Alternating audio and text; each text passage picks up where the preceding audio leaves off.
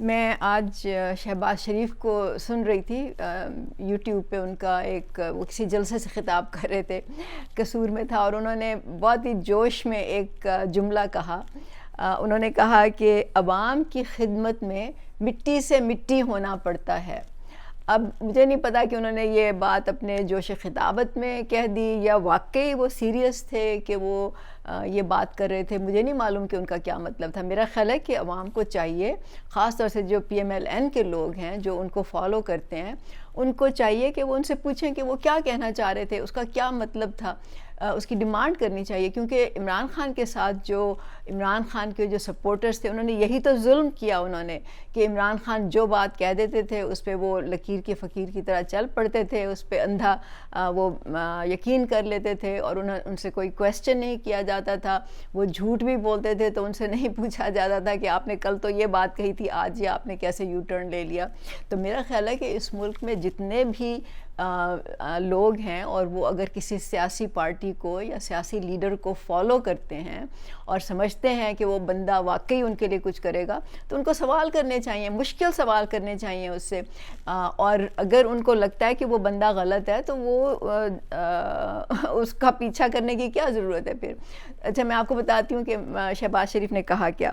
انہوں نے یہ کہا نا، جب کہ مٹی سے مٹی ہونا پڑتا ہے، مطلب عوام کی خدمت میں آپ کو مٹی سے مٹی ہونا پڑتا ہے. یہ ایک انہوں نے بہت ہی بڑی بات کی، بہت سنجیدہ بات کی. تو میں یہ سمجھتی ہوں، ہم یہ سمجھتے ہیں کہ اس کا کیا مطلب ہونا چاہیے. کیا وہ اس وقت جو اعلیٰ افسران ہیں، حکومت میں ہیں، یا نمائندے ہیں اس گورنمنٹ کے، جو الیکٹڈ ہیں یا اپوائنٹڈ ہیں یا آفیشلز ہیں، کیا ان کے اعلیٰ پروٹوکولز، ان کے یہ شان و شوکت، ان کے ساتھ ابھی جو آپ نے دیکھا ایک چیف جسٹس کے ساتھ جو 15-20 گاڑیوں کا جو ایک جلوس جا رہا تھا، کیا یہ ختم کیا جائے گا؟ کیونکہ یہ تو عوام کے پیسوں سے جاتا ہے، اور وہی لوگ جو ہیں وہ پس رہے ہیں اس وقت جو مہنگائی ہے، جو مصیبت آئی ہوئی ہے اکانومی کی وجہ سے. تو کیا وہ ختم کیے جائیں گے؟ کیا ان کو جو گاڑیاں، بنگلے، مفت پیٹرول، 3-4 گاڑیاں، کوئی ان کے بچوں کو اسکول لے کے جا رہا ہے، کوئی ان کی بیگم کو پارٹیوں میں لے کے جا رہے ہیں یا شاپنگ کے لیے لے کے جا رہے ہیں، کیا وہ ختم کیے جائیں گے؟ کیا ان کے جو باہر کے دورے ہوتے ہیں جس میں وہ پورا خاندان لے کے جاتے ہیں، چاہے وہ دورہ آفیشیل کیوں نہ ہو، اور اس کے ساتھ ان کا ایک پورا انٹوراج ہوتا ہے، ان کے ساتھ ان کے لوگ ہوتے ہیں، نوکر چاکر بھی ہوتے ہوں گے، مجھے نہیں پتا، کیا وہ اسی طرح سے جاری رہیں گے؟ کیونکہ یہ بھی تو عوام کے پیسے سے جاتے ہیں نا، اپنی جیب سے تو یہ لوگ پیسہ نہیں دیتے. اسی طرح جب ان کو صحت ان کی جب خراب ہوتی ہے، آپ یہ دیکھ لیں کہ جب ان کو کوئی ہیلتھ پرابلم ہوتا ہے تو یہ باہر جاتے ہیں، اس کا خرچہ بھی جو ہے وہ کئی دفعہ ٹیکس کے پیسے سے دیا جاتا ہے. کیا یہ جاری رہے گا؟ کیا جو بڑے بڑے انڈسٹریلسٹ ہیں، جن کے بڑے کارخانے ہیں، صنعت کار ہیں، فیکٹریاں لگی ہوئی ہیں، کیا ان کو بجلی جو ہے وہ مفت ملتی رہے گی؟ کیا وہ ٹیکس کے پیسے سے بجلی لیں گے اور پھر اس کو چلائیں گے، اور اس سے جو منافع ہوگا وہ پھر مطلب اپنی پاکٹ میں ڈالیں گے، ان کے بینک بیلنس جو ہے وہ بڑھے گا؟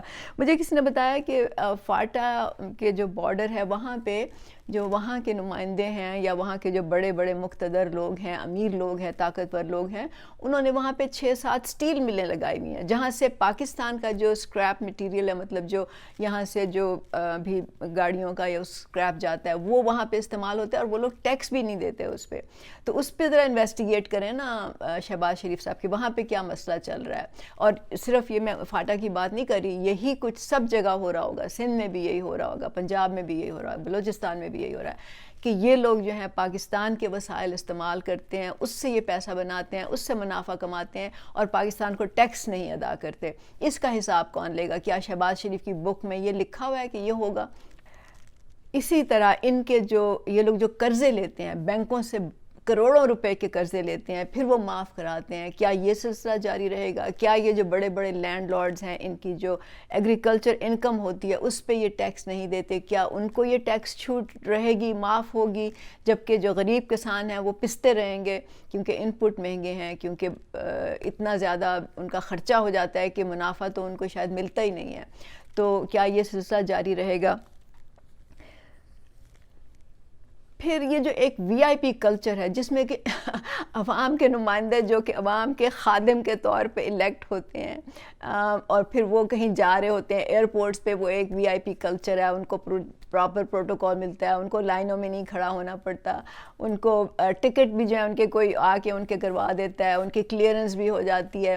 کیا وہ اسی طرح جاری رہے گا؟ کیا وہ لوگ جو ہیں عوام کے ساتھ جا کے نہیں بیٹھیں گے؟ کیا وہ عوام کے ساتھ لائنوں میں نہیں کھڑے ہوں گے؟ اگر نہیں کھڑے ہوں گے تو پھر یہ اس کا کیا مطلب ہے مٹی سے مٹی ہونا پڑتا ہے؟ مطلب یہ ذرا واضح کریں نا پھر۔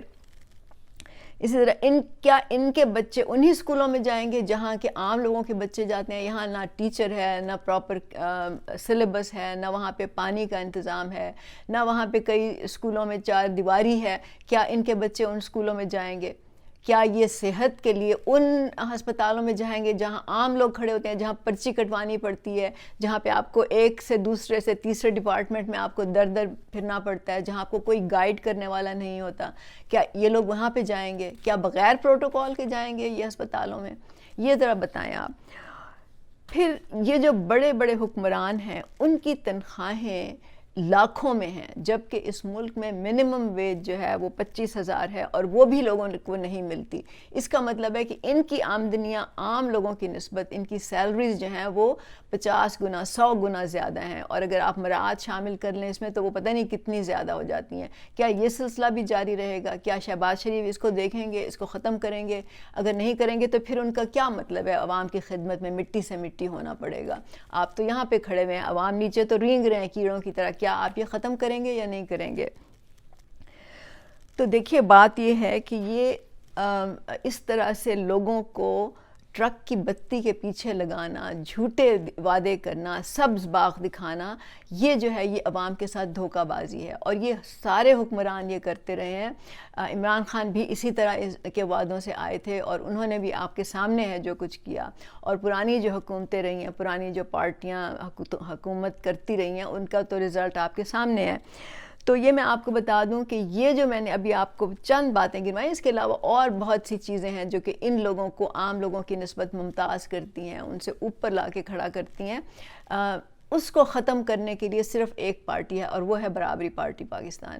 برابری پارٹی جو جواد احمد نے برابری کے نظریے پہ اس کی بنیاد رکھی تھی، اس کا مقصد ہی یہ ہے کہ عام لوگ آئیں، سیاست میں خود متحد ہوں، منظم ہوں، خود پارلیمنٹ میں جا کے بیٹھیں، اور پھر وہ یہ قانون پاس کروا سکتے ہیں، پھر وہ ان کے پروٹوکول ختم کر سکتے ہیں، پھر وہ ان کی مراعات ختم کر سکتے ہیں، پھر وہ ان کو جو لاکھوں کی جو ان کو پینشنیں مل رہی ہیں، ان کو جو علاج کے لیے باہر جانے کے پیسے مل رہے ہیں، ان کے جو بچوں کو بیویوں کو جو گاڑیاں فاڑیاں مل رہی ہیں، تب وہ ختم ہو سکتی ہیں، کیونکہ یہ آپ لوگ کریں گے جو عام لوگ ہیں پاکستان کے۔ وہ کوئی سیاستدان نہیں کرے گا، کوئی پارٹی نہیں کرے گی، نہ اس کا تو وہ نام ہی نہیں لیں گے، وعدہ کرنا تو دور کی بات ہے، کوئی یہ دعویٰ نہیں کرے گا۔ صرف جواد احمد دعویٰ کرتے ہیں، کہتے ہیں، اور برابری پارٹی کرے گی، لیکن اس کو امپلیمنٹ کرنے کے لیے برابری پارٹی کو حکومت میں آنا ہوگا، جس کے لیے آپ لوگوں کو منظم ہونا ہوگا، آپ لوگوں کو سامنے آنا ہوگا، آپ لوگوں کو الیکشن لڑنا ہوگا، آپ لوگوں کو منظم ہونا ہوگا۔